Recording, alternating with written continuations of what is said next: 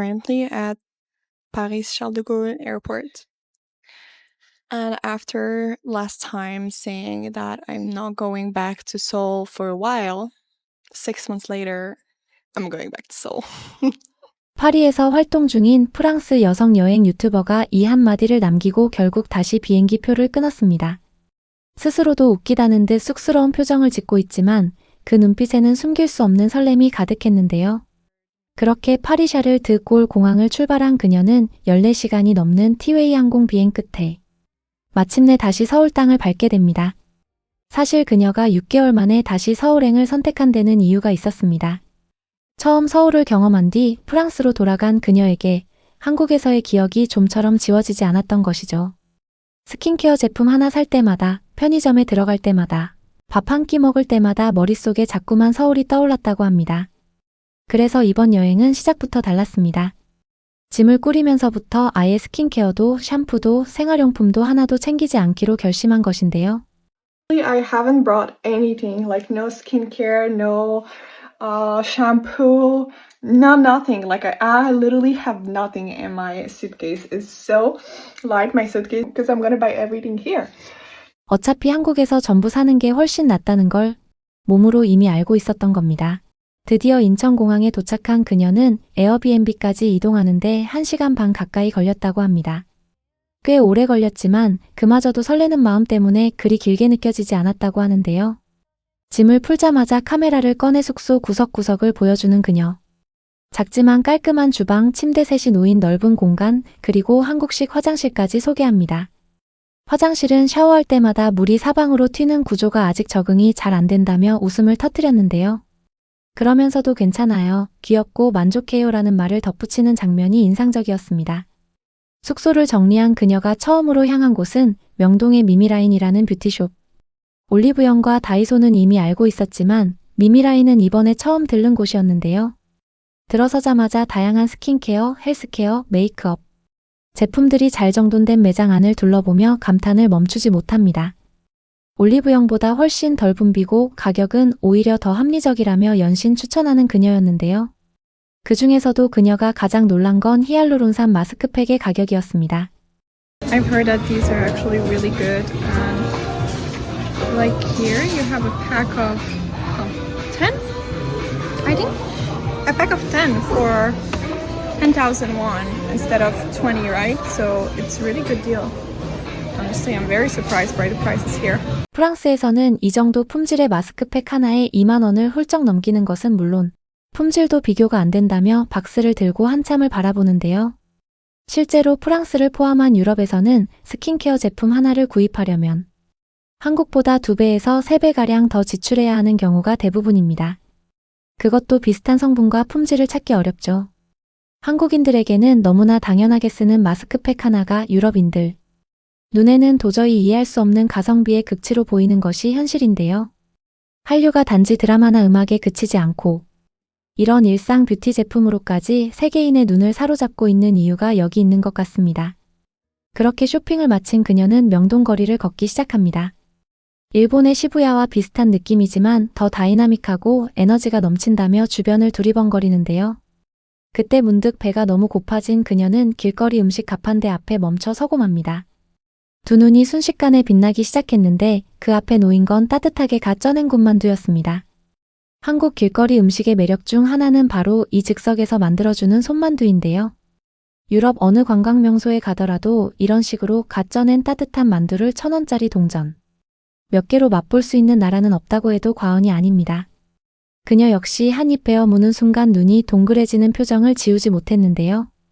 다음 날 아침 I feel so jet lagged, to be honest. I can't sleep really well at night. I mean, I fall asleep pretty late, and I can't fall asleep like early. I fell asleep at like 3 or 4 a.m. 심한 시차 적응으로 새벽 서너 시가 되어서야 겨우 잠들었다는 그녀가 한강 러닝에 나섭니다. 출발 전 들른 편의점에서 아메리카노 한 잔을 집어든 그녀는 한 모금 마시는 순간 눈이 커지더니 이렇게 말합니다. And I just got some coffee. I just tasted it. This is amazing. This is the best coffee. Maybe not the best, but like it's so good. Best like let's say grocery convenience store coffee ever tried. 프랑스 하면 세계 최고의 커피 문화를 자랑하는 나라라고 하죠. 카페오레, 에스프레소, 크루아상과 함께하는 아침 커피는 프랑스인들의 정체성이라고 해도 될 정도입니다. 그런 나라에서 온 사람이 한국 편의점 커피에 이렇게 반응했다는 것 자체가 이미 어마어마한 이야기 아닐까요? 한국 편의점 커피는 이제 단순한 즉석 음료를 넘어 세계적인 수준의 경쟁력을 갖췄다는 걸 이 장면 하나가 고스란히 보여주고 있는 것이죠. 그렇게 커피 한 잔을 손에 들고 한강변으로 나선 그녀는 탁 트인 강변 풍경에 잠시 발걸음을 멈춥니다. 맑은 하늘 아래 롯데타워가 저 멀리 보이고 한강 둔치를 따라 조성된 산책로에는 사람들이 자전거를 타고 뛰고 걷고 있었는데요. 이날은 마침 어린이날이라 가족 단위 방문객들이 훨씬 더 많았습니다. 평일보다 훨씬 활기찬 한강공원의 모습에 그녀는 한참 동안 주변을 둘러보며 이게 진짜 일상이라는 게 믿기지 않는다는 눈빛을 보였습니다. 그러다 한 장면에서 그녀가 카메라를 향해 매우 진지하게 이야기를 시작합니다. 공중화장실에 들렀다가 발견한 것이었는데요.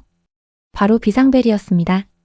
I'm in a public restroom right now, and something that I really like about South Korea is in every public toilets and restroom, you have a emergency button. And you can clearly see that if you press the emergency bell, the police will be dispatched. So for me as a woman, it feels really safe because if anything happens, you can always call someone, right? 이 발언은 단순히 시설 하나에 대한 칭찬이 아닙니다. 유럽의 많은 도시에서 여성 혼자 밤길이나 공공장소를 이용할 때 느끼는 불안감은 실제로 매우 크거든요. 파리 시내 공중화장실은 낮에도 들어가기 꺼려지는 곳이 적지 않고 비상 연락을 할 수 있는 시스템은 거의 찾아볼 수 없는 것이 현실입니다.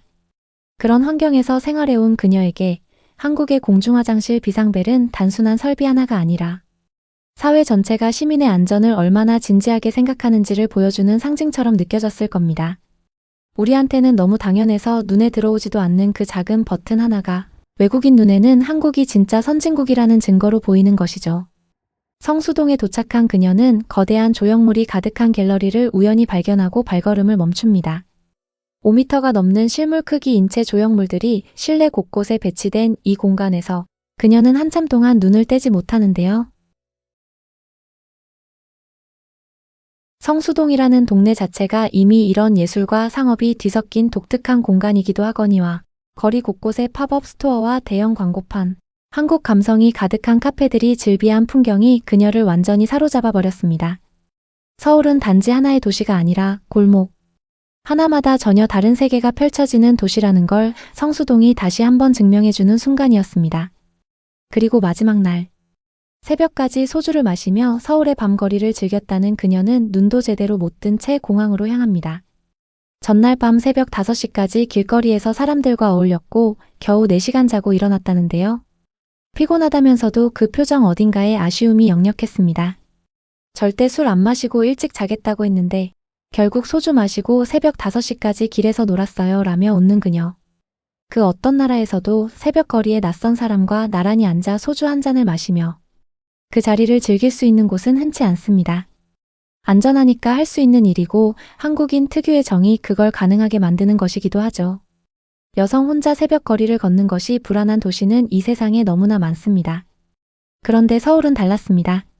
새벽 거리에서 처음 보는 사람과 소주 한 잔을 나눌 수 있는 나라. 그것 하나만으로도 이미 이 도시는 세계에서 손꼽히는 특별한 곳인 겁니다. 서울은 그런 도시입니다. 막상 떠나려고 하면 발이 쉽게 떨어지지 않는 도시. 그녀가 다시는 안 간다고 했다가 6개월 만에 다시 돌아온 것처럼 한번 제대로 빠져든 사람은 결국 다시 돌아오게 되는 것이 서울이라는 도시의 힘인 것 같습니다.